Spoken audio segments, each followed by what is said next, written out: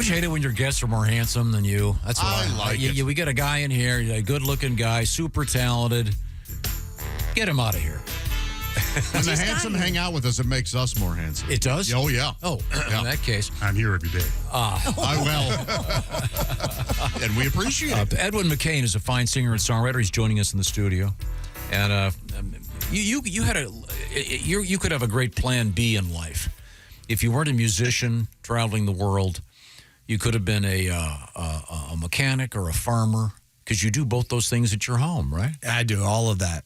I'm like a rash you can't get rid of. Look at y'all. I was walking up the ramp today. I was like, my whole life just coming in and out of this parking lot. Last 30 years of my life, just waddling across this parking lot in Indiana, man. You probably could have made a career as a stand-up also. I haven't done a stand-up set, but that is on my bucket list. In the next 24 months, I'm going to walk onto a stage and try to do a stand-up set. You'd be surprised. There are a number of guys that are really, really funny. I'm trying to think. John Mayer. Matt Mayer's really funny. But I think he did a couple stand-up sets. Mac McAnally, the great guitarist and singer from, mostly well-known from Jimmy Buffett's band. I know Mac. Mac is hilarious. Yeah. You know what? You can't be in a band for more than 5 years and not have a sense of humor. Like, if you're sensitive, it's not going to work. I mean, my wife is like, y'all are so mean to each other. I'm like, honey, if you get on the bus and everybody's being nice to you, you're 5 minutes away from being fired. Like, if you're not being mercilessly tortured by your bandmates, no one likes you. We're like that, both on and off the air. And it has to, and it's always got to be the one thing you're actually insecure about. If they're not pouncing on that and really making you feel bad about it, they don't love you at all. Yeah. We're learning a lot today. You want to do stand-up? I'd love to. Well, as a fellow stand-up comedian, we would like to ask you to stay in your lane and just do music. You're already great at one thing. Let us have something. That's fair. That's fair. If you were a bad musician, then come on board, but you're already amazing at one thing. Why can't you just be happy with that? No, I'm happy. All right. So what if I drive you guys to some gigs first, and then I'll earn my 5-minute warm-up set. Yeah, Jeff. You and I do comedy shows, but let's think about this. With Edwin McCain on the posters, you and I have a door deal, but we just pay. You know what? You're in, Edwin. Yeah, you're in. Welcome to this club, my friend. See, I knew we could work this out. I knew we could work this out. One of the interesting things that you probably encountered is getting matched up with the wrong band on a bill. I think we've all been to those shows. Yeah, I saw you with Rob Bass. That was an odd. I'll tell you the worst matchup ever. We opened up for LL Cool J. I opened up solo acoustic for LL Cool J at a Virgin Megastore in Compton. And I can't think of a time where I've been more hated by an audience than I was that day. I think I got through half of one song till somebody on the front row showed me the cat. And I was like, thank you for having me, and just ran off the stage. Wow. Yeah, it was a bad matchup, man. The turns out, old Cool James doesn't need an acoustic opener at all. This next song, I'll be making my way out of here. I'll be leaving. Yeah.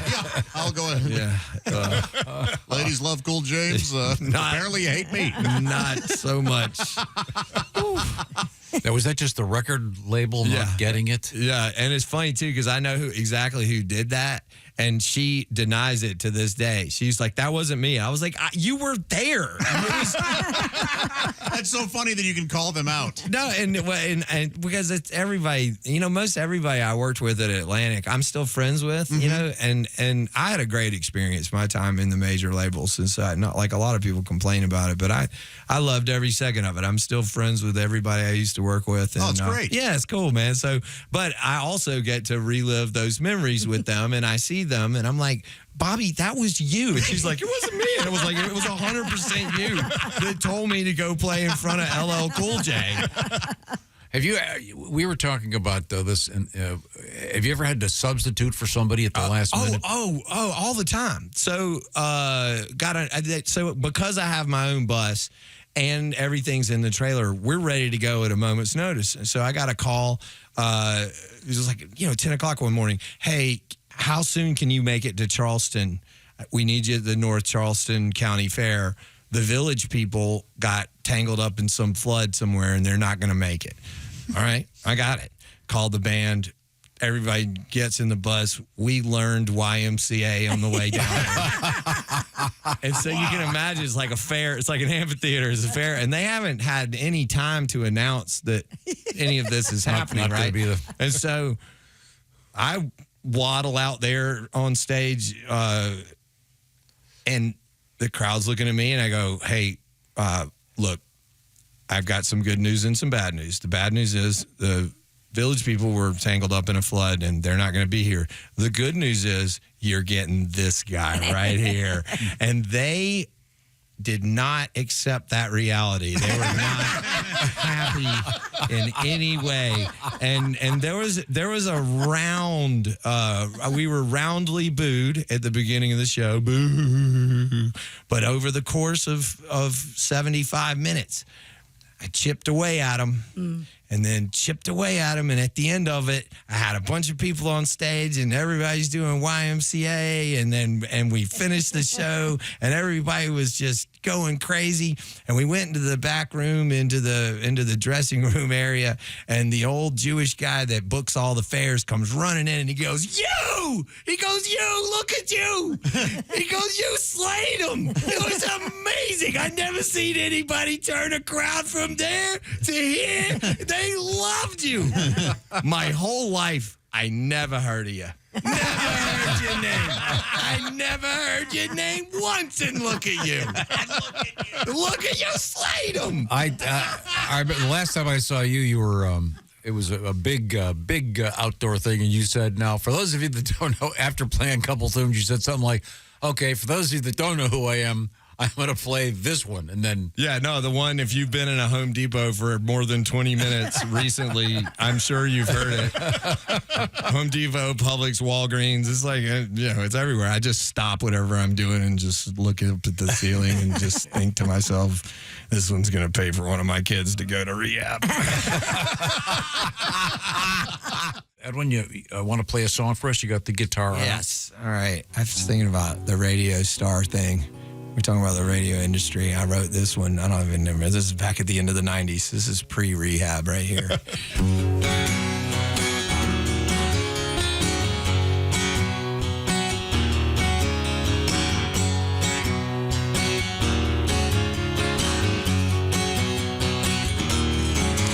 Well, I tell you my story on VH1 and all of my personal hell.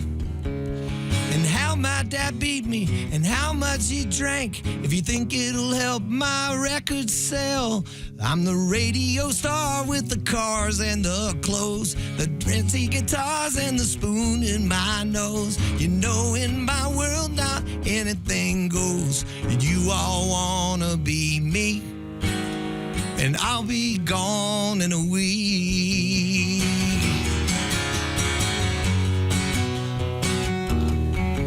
Well, I'll hang out with Brittany and Fred Durst, and I arrived in a limo, and I'll leave in a hearse.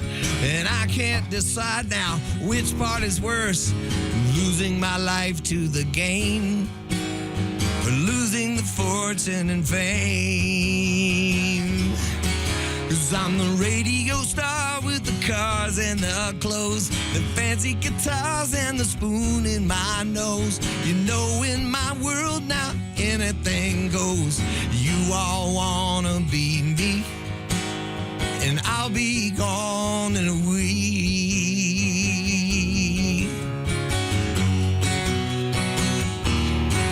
This will date the song right here. This will really put it in context.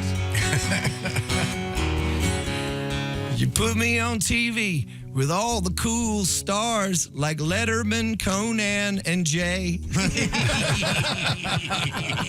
Because we're all experts at the art of PR, and nobody knows that I'm gay. Not that there's anything wrong with that. Cause I'm the radio star with the cars and the clothes, the fancy guitars and the spoon in my nose. You know, in my world now anything goes. You all wanna be me, and I'll be gone in a week.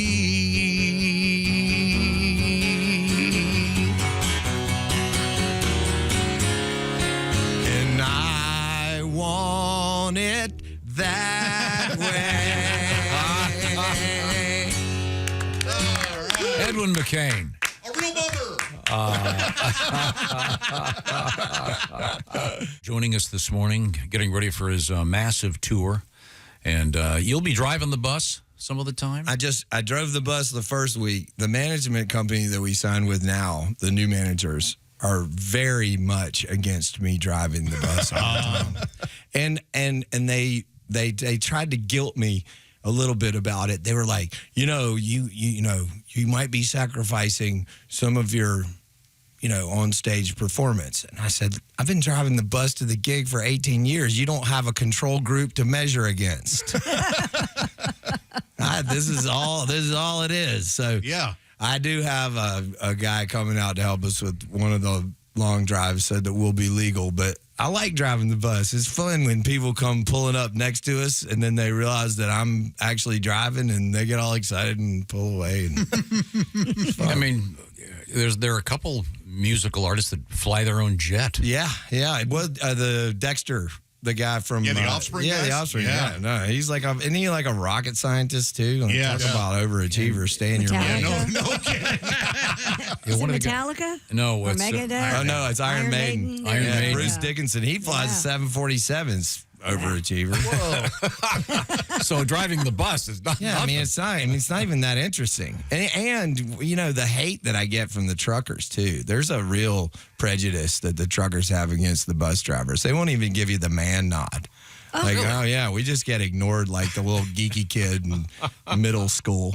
Like I'm out there filling up. I'm like, I'm spending as much money as you are, Ernie. I find the same thing. It's like, hey, just because I'm in a U-Haul doesn't mean I'm not one of you. There's a I'm truck. doing what you do. I'll be sitting there washing the window, and I'll see the guy and give him a little man nod, and they just go, just look at me. Get out of here, you hippie. The Vagina Museum in the UK is no longer going to replace the MILF magnet that keeps getting stolen. In a social media post, the museum drew attention to a magnet display, part of an exhibit titled Menopause, What's Changed? The display asks visitors to consider the language used to describe menopause and menopausal people, with a picture of the board showing which magnets have faded from being touched frequently. However, the museum said the magnet board once housed a MILF magnet, but it was stolen so many times that they have just given up. Officials added, "We are delighted that our MILF visitors feel represented, but couldn't afford to keep on replacing the MILF magnet." Why don't they sell them? That's what I was going to say. Put them in the gift shop. They got to have a gift shop, right? That's my favorite band, MILF Magnet. Oh, yeah? I like to think I'm a MILF magnet. Yeah. I'm 48 you now. are. Yeah. Sure you are. Really? The MILFs dig you. They do. Nice. That's nice. Which is fine with me, because I love goldfish crackers. They've always got them. So you have this great thing, a Vagina Museum, and you mess it up with menopause talk? Yeah, I know. Like, I was going to say, you and I go there, and it's like, menopause, is it change? Oh, where's the... Where are the vaginas? Yeah. Did you think it was just a museum of different vaginas? Yeah, it's a Vagina Museum. I want to learn. You should about see it. By the way, it's not right. Almost next door is the Anus Museum. I told you we should have gone to that aircraft carrier museum. That's the chart. Apparently. Boy, that is as uninteresting. Who's going to want to steal the MILF magnet? Oh, Well, it's the most interesting one on there. Yeah, next to indefatigable. Yeah, please be careful, Edwin. That was close. That was real close. Never Yeah, there you mind. go. I'm not touching that one. I can't even read that. From here. Indefatigable, we say in the UK. Well, there's a Vagina Museum. Well, if the Vagina Museum. Have you ever been to the Vagina Museum? I saw 3 days out of the year, or 3 days out of the month. It's closed. The elevator opens and it's like that scene from The Shining. I thought you were going to go with Carrie, but Well, are you familiar with You're the scene from familiar The with The Shining? Shining? Apparently not. Red rum indeed. Well, if the Vagina Museum doesn't float your boat, what about some of these? There's the Idaho Potato Museum in Blackfoot, Idaho. I'd check that out.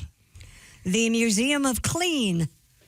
This is in Pocatello, Idaho. Over 5,000 clean-related objects and other 50 hands-on activities. Tom, you would love the Clean Museum. you have to go clean stuff up? Yes. Yeah, that'd be fun.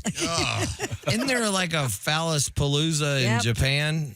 Yes, there is a big festival of the phallus. Yeah, in Japan. absolutely. Yes, They have parades and right. But there is a phallic museum. that's in Iceland. Yes, it is. In Reykjavik, houses the world's largest display of penises and penile parts. Parts? I wanna see Penile parts. I wanna see parts. Just the tip. Yeah. That's in the lying wing. the wing of no truth. There's the Saluba International Museum of Toilets in India. That's ironic. Yeah, no kidding. You just go out back. Contains toilets and bathroom memorabilia from over 50 countries. Wow. Yeah. Do you know that the Vagina Museum, funny enough, used to just be a big box store. And then they converted it. Sorry. Sorry. Just came to me. He is a musician, Edwin McCain, also Plan B, professional bus driver of the band. And he's got his guitar out. And a new project out there is called Lucky, which you can get streaming. And you want to play us a little something right now? I'll play the one everybody knows. The strands in your eyes that color them wonderful stop me, steal my breath. And emeralds from mountains, thrust towards the sky, never revealing their depth. And tell me that we belong together. Dress it up with the trappings of love. I'll be captivated. Hang from your lips, stared on the gallows of heartache that hang from above. And I'll be your crying shoulder. I'll be love suicide. And I'll be better when I'm old. I'll be the greatest fan of your life.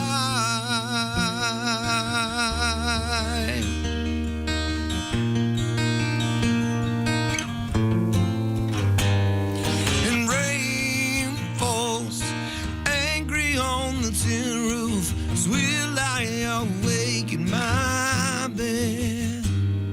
You're my survival. You're my living proof. My love is alive, not dead. And tell me that we belong together.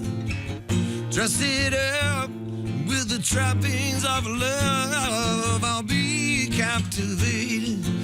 Hang from your lips, stared on the gallows of heartache that hang from above. And I'll be your crying shoulder. I'll be love suicide. And I'll be better when I'm old. I'll be the greatest fan of your life. And I dropped down, burned up on my way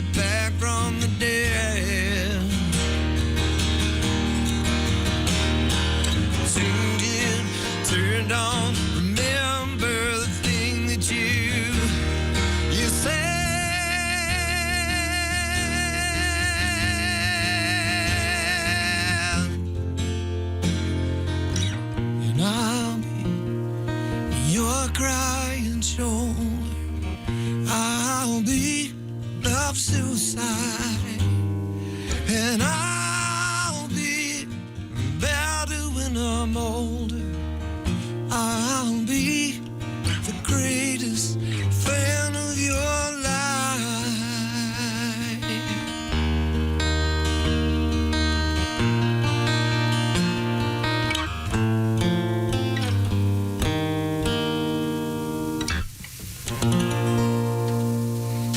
Yeah.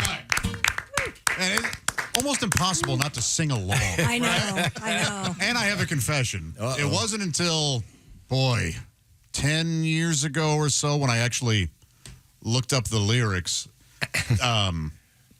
to see if they were indeed meaningless. And they...